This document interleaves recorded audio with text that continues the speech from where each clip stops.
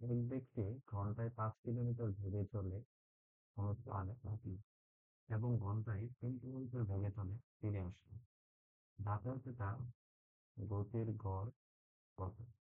দেখুন তো বলছে যাতায়াতে গতির গড় কত। সে কোনো একটা স্থানে গেছে 5 কিলোমিটার বেগে এবং ওই স্থান থেকে ফিরে আসছে 3 কিলোমিটার বেগে।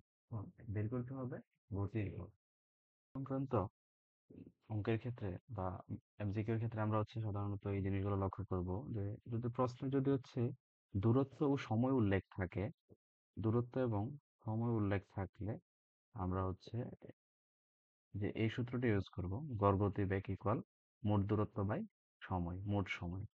তখন আমরা এই সূত্রটা ইউজ করব।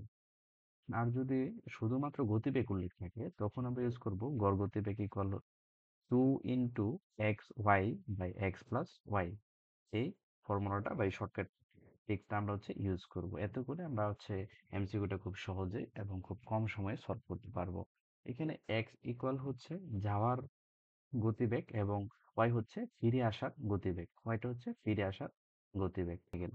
তাহলে যাওয়ার গতিবেগটা এখানে x যাওয়ার গতিবেগ, যাওয়ার গতিবেগ হচ্ছে 5 কিলোমিটার/আওয়ার এবং y ফিরে আসার গতিবেগ।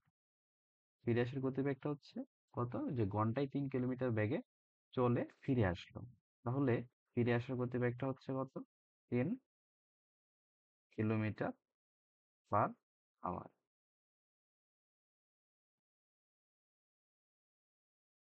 তাহলে আমরা এখানে যদি এক্স ওয়াই এর মানটা বসাই, তাহলে 2 × x এর মান 5 এবং y 3, নিচে x+y। তাহলে x 5, 5 প্লাস y 3, y। আচ্ছা, তাহলে আমরা উপরে পাচ্ছি